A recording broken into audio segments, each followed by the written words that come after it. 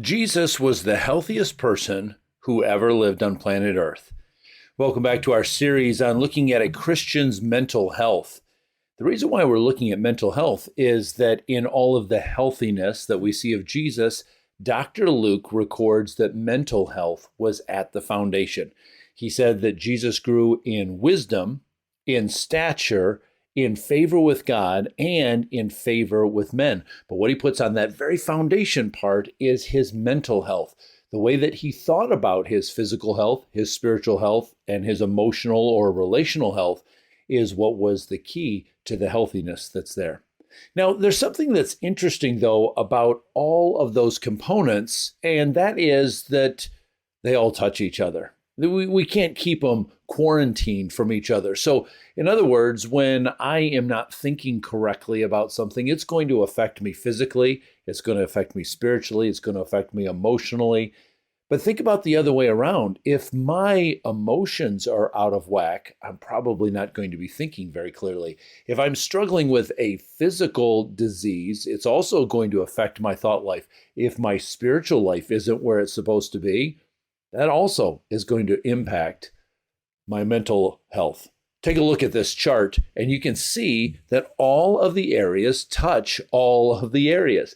So when we're talking about mental health, we can't just talk about just what goes on inside of our mind. We have to look at the inputs from the other places as well. Now, not only do we see the example in the Bible of Jesus being the healthy person that he was, but we see also in the writing of the epistles, the apostles that are writing to us, we see that their desire for us to be wholly healthy people as well. Let me show you one example from John. He writes this: "Dear friend, I pray that you may enjoy good health," there's that physical health, "and that all may go well with you, even as your soul is getting along well." And Paul says, "Now may the God of peace make you holy in every way, and may your whole spirit and soul and body," you hear all of the parts of the health there, "be kept blameless until our Lord Jesus Christ comes again." So the Bible recognizes that we are a multi-part being, and one part does affect the other parts. If one part is unhealthy, all of the other parts are going to experience this diminishment in their health as well. I mean, think about it this way. If I'm physically tired, isn't it hard for me to think good thoughts? Isn't it hard for me to, like if I was trying to read my Bible and I'm physically tired, what am I going to be doing? I'm probably going to be nodding off. If my emotions are out of whack, or if I have a relationship that's struggling, I might be trying to work out, or I might be trying to read my Bible, and I'm going to be distracted by that other thing. So every one of these is going to affect the other places. Now, there's a TV that I use at our church building that I plug in my computer to display the slides, the different verses and graphics and sort of thing I'm going to show. But I noticed something a few weeks ago when I unplugged my computer, but the TV is still on. I get a message that in essence says to me, check your inputs. It's saying that there is a way that it is supposed to be functioning, and it's not right now. So you need to check your inputs. And so that's what I want us to do as well. With all four of these areas of health, mental, physical, spiritual, emotional, I want us to check our inputs that are there. So let's start off with the thing that Luke lists second, Dr. Luke. So he starts off with Jesus grew in wisdom. There's mental health. But what's the next thing? Physical health. So let's take a look at the physical health. Now, we have a physical body that carries around our mind, and so we need to make sure that we are taking care of this physical body that we have. Now, all day long, you may not realize it, but there are times that you experience stress. And a lot of that stress is good stress. In fact, there's a word for it. It's called eustress. EUSTRESS. Eustress is good stress. Think about it this way. If I am lifting something that's a little heavier for me, there's some good stress that's put on my muscles. It's an appropriate weight load for me to tone my muscles up so that they don't begin to atrophy. If I am walking and I start to go uphill or go up a flight of stairs, there's a certain amount of stress that is put on my joints, like my ankles, my knees, my hips. Some of my leg muscles begin to work a little bit harder. There is some stress there. Sometimes even on the more of the mental side of things, if I have been given an assignment at work and it says, you have a deadline on this, there's an amount of stress that begins to take place. Or if there's a conversation I need to have with somebody and I'm not really looking forward to that conversation, there's a certain amount of stress. Now, our body prepares us for this. There is a hormone that our Creator has put in our bodies. It's called cortisol. And cortisol is released to help our muscles and our joints and even our thought processes begin to get a little more directed, a little bit more centered on what it is that we're doing. That is a natural function. Now, the word eustress you might not hear very often, but there's another word that you probably do hear more often, and I think a lot of us experience it more often, and it's when the stress is prolonged and begins to become unhealthy. It's called distress. So we have the eustress that's good and helpful for us, and we have the distress when it goes too long. A lot of that distress comes from the cortisol that begins to build up in our body. And so instead of just preparing our heart to beat a little faster, now we start to tend towards an elevated heart rate or maybe even elevated blood pressure. The cortisol that is going to release the sugars that are necessary for our muscles to function now releases a little bit too much, and maybe we struggle with something like diabetes. So the way that cortisol is naturally flushed from our bodies, there's two things that our bodies do to flush it naturally. One is healthy exercise, and two is healthy sleep. We need to have both of those things in our life. We need to be able to exercise, and we need to be able to sleep to release and naturally flush this cortisol from our body. Now, this is very important for us. We need to focus on this. In fact, there's a scripture verse that a lot of people tend to lean into the second part of the verse because they say Paul's making a point here, but he's not saying to eliminate the first part of the verse. Here's what he says to his friend Timothy. Physical training is of some value. Now, a lot of people want to go on and say, yes, but then he said, but spiritual training is a lot more important. Well, that may be the case, but it still doesn't change the fact that he says physical exercise, physical training has value for you. And so does sleep. Look what David wrote in the Psalms. I lie down and sleep. I wake again because the Lord sustains me. David recognized it was important for him to get a good night's sleep. And you know what else is important? To fuel the exercise, to fuel the sleep, is the fuel we put in our body and our food. We need to have a proper diet to make sure that we are getting the minerals and the vitamins and the supplements and all those things that we need to fuel our exercise and to fuel our sleep. So if you are feeling, maybe it starts in your mind, you say, boy, my thoughts are a little scattered. Let's start with where Dr. Luke says is the next level up, and that's physical. This happens a lot. I'll be talking to, in fact, it wasn't that long ago, a friend of mine called me and said, boy, my thoughts are all over the place and I've really been struggling with even feeling depressed. The very first thing I asked him was, how are you sleeping at night? When you wake up in the morning, do you feel rested? How's your diet been? Are you eating good food? How about exercise? Are you exercising regularly? Well, one of the first things that he told me was, he said, I don't feel rested when I wake up in the morning. I feel very groggy. Even though I got enough sleep, I feel like I didn't get that sleep when I get up. And so I encouraged him to go see his doctor. And he did. And his doctor did a sleep study with him and discovered that he was afflicted by sleep apnea. Well, sure enough, as soon as they got him fitted for a machine to help address that, he called me one morning and he said, it's my first 2 nights of sleeping with this CPAP machine to help my sleep apnea. He says, I can't believe how much more rested I feel. And guess what? Then my attitude has totally changed. He wasn't battling the depression and the frustration. That began to lift. So if you don't like where your thoughts are, let's check the physical inputs first. Let's ask ourselves, am I eating correctly? Do I have a good diet? What about exercise? Am I getting the appropriate amount of exercise there? How about the The rest. Am I getting enough rest? Am I getting enough sleep there? Those things, let me check those physical inputs because they are going to play on my mind. If I'm not physically healthy, it's going to begin to affect my mental health. Well, there's another area we need to look at as well, and that's the area of spiritual health. Spiritual health. Now, one of the things that's very interesting to me about spiritual health is that what makes us healthy spiritually sounds a lot like what makes us healthy physically. You see, think about this. We just said in physical health, I need to eat right, I need to exercise, and I need to get appropriate rest. It's the exact same thing for our spiritual lives. I need to eat healthy. Well, what do we need to eat healthy? We need to eat God's word. This is what the prophet Jeremiah said. When I discovered your words, I love this, not just nibbled on them, but I devoured them. They are my joy and my heart's desire. I want to eat God's word. For my spiritual health, I need to have a good diet.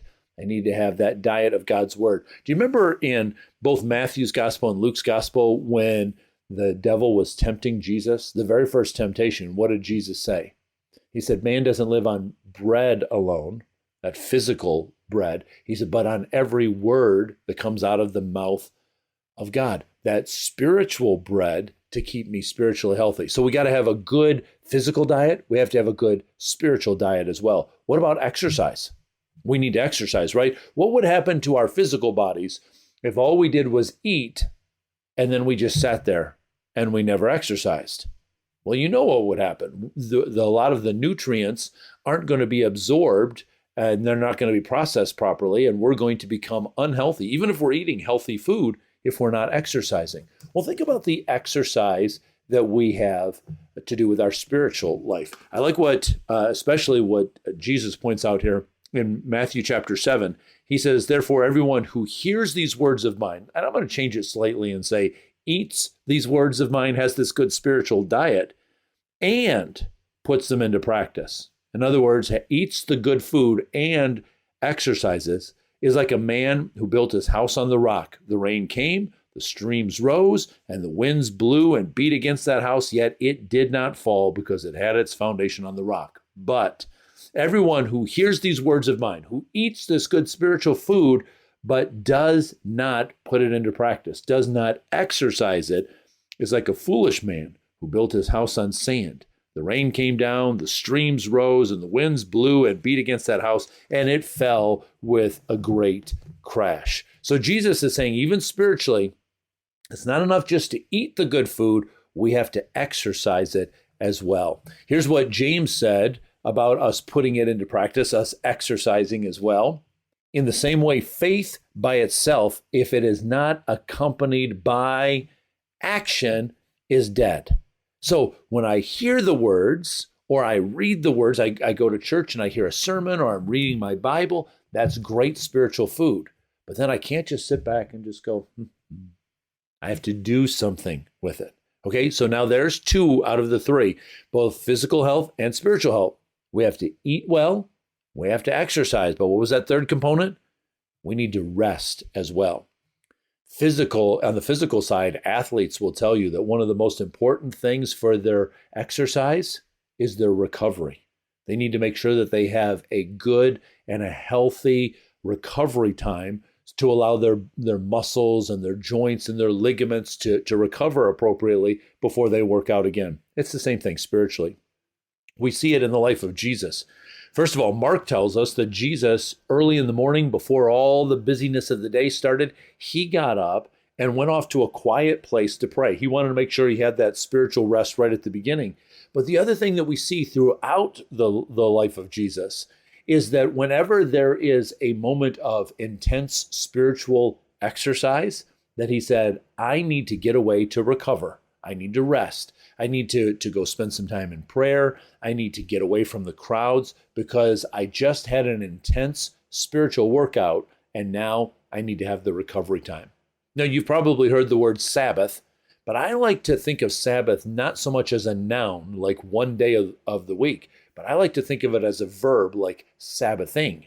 We need to pay attention. when we've been spiritually run down, when we've been in a situation where we say, boy, I feel really depleted. That was a tough spiritual battle that I just went through. That was a very challenging time for me.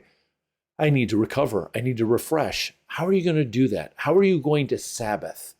Maybe you need to just put on some praise music. Maybe you need to get away and pray. Maybe you need to get with a friend that is really going to invest in you. Maybe you need to listen to a sermon or read a good book. What is it that will allow you that spiritual recovery? Okay, so check your inputs physically, check your inputs spiritually, but what's the next one that we have to look at? The next area of our life is emotionally. We have to check our emotional inputs. You know what I love about the life of Jesus, and this is why I said he was the healthiest person. In all of the Gospels, you never read anything about Jesus coming to somebody and go, I apologize. I didn't treat you well. I misspoke. Please forgive me. I apologize for that. Can we make amends and move on? We never see that in the life of Jesus. Because he was mentally healthy and physically healthy and spiritually healthy, that allowed his emotions and then his relationships with other people, that allowed those to be healthy as well. So we got to think about our emotions in terms of the people around us. That's where we're going to see, that's where the rubber meets the road when we see how we are responding to other people. So we need to pay attention to our emotions at that time. Now, one of the things that we'll see in the Bible is that sometimes we are aware of this. We know, and it's a good thing that we've been depleted. We see it in the life of Jesus, for instance. I already mentioned that spiritually, that he would say, I need to get away. But he even recognized how it affected him in his emotions and in his physical life as well. Do you remember the story? He's going through a crowd of people, huge crowd around him. But there was one lady in particular that said, I need to touch Jesus for healing. Now, there's a lot of people touching Jesus, everyone around him, like even the disciples. You can almost imagine that they were staying really close to Jesus to try to help him get through this crowd. So even the disciples were touching him, but so was the crowd too. But there was one particular lady. She needed a healing touch, and she reached out and she touched Jesus. And then here's what he said. Who touched me? Someone touched me. I know that power has gone out from me. No, this was good. The lady was healed as a result of that touch. And sometimes, friends, you are going to have an emotional draining because you have invested in somebody else. Think about it this way. Maybe they are really in a heavy time of prayer for a family member. Maybe they have a wayward family member that they're praying for, and you come over to their house and you pray with them and you sit there while they cry. It's very draining for you spiritually. Or you show up at the hospital right after somebody was in a car accident and you're there with the other family members. Or you go to a funeral after a loved one has passed away. It's very draining. Jesus said it. This woman touched me. I could feel it flow out of me. You're going to have that at times. But there's also some people that purposely are trying to drain you because they want to distract you. They want to pull you down. Paul had to write to his friend Timothy about somebody that he needed to watch out for. He said this, Alexander the metalworker did me a great deal of harm. And then he gives him a warning. He says, you too should be on your guard against him because he strongly opposed our message. In other words, what he was saying is, Timothy, this guy is going to drain you to the point of trying to completely derail you from your mission. And so let me give you a warning against him. Well, sometimes you're still going to have to cross paths with those people, and they are going to drain you. And you need to make sure that you're aware of that. I want to take you to Proverbs chapter 27. And there's several throughout the book of Proverbs that are very good relational ideas for us and things that we need to be aware of. But it seems like there's a lot of them that are concentrated in this one chapter, Proverbs chapter 27. Let me show you a couple of negative ones first. Verse number 3, it says, stone is heavy and sand a burden, but provocation by a fool is heavier than both. I mean, think about physically, if you were trying to carry around a big boulder or trying to carry around a bag of sand, it says it's heavy and it's a burden. But then he says, but if you are having to cross paths with a fool, that's heavier than both. In other words, it's exhausting, it's draining. So you need to be aware of that. Look at this other example in verse number 22. He says, though you grind a fool in a mortar, grinding him like grain with a pestle, you will not remove his folly from him. You try to correct somebody. You're trying to address something that they're doing wrong. Oh man, it is so exhausting, especially because it appears that you're getting nowhere with him. Now listen to these couple of verses back to back, verses 5 and 6. Better is open rebuke than hidden love. Think about this. There are some people that love you enough to speak the truth to you. There's some people that love you, but they never express it. And he says, so you got to be aware. Just because somebody's speaking a hard word to you, that might actually be for your benefit. Just because somebody's not speaking something to you, that might actually, even though they love you, that might hurt you. Listen to the next verse. Wounds from a friend can be trusted, but an enemy multiplies kisses. So somebody could come around you and just tell you how wonderful you are all the time. That's not doing you any favors. It's not helping you. But a friend that loves you enough to say, you're on the wrong path, let me speak into your life, they can help you. Listen to this other one. Perfume and incense bring joy to the heart, and the pleasantness of one's friend springs from his earnest counsel. A friend that will speak good, solid words to you. And one more, and I love this one. In fact, earlier the other day, I was wearing a t-shirt that has these words on it: as iron sharpens iron. That's what my t-shirt says. So one man sharpens another. You can get around those people that are going to speak into your life and sharpen your life. So how do we check our emotional inputs? What we really got to say is, who's in my life? Now, there might be some people that I need to be around them, and I know I'm going to get drained because I'm ministering to them. There's other people that we're going to be around that are skeptics, or as Solomon described them here in Proverbs 27, they're just foolish people. They're out to get us. Or they're like Alexander the metal worker that Paul told Timothy about, and those people are going to drain us. So I need to ask, have I been around those people? And now what people can I get around that are going to replenish me, that are going to fill me? What kind of people can be around? Their iron can sharpen my iron, and vice versa. My iron can sharpen their iron. It's a win-win. It's not I'm just investing in them or they're just investing in me. But there's some people that we invest in each other. We sharpen each other as we go forward. So check those emotional inputs. But you know what? There's still that fourth component, and really the one that's at the foundation that we've been looking at, and that's that mental health. So there are times that our thoughts are going to begin to run away from us, and we need to make sure that we are addressing the mental health. Now, there's a acronym that computer programmers use. It's GIGO.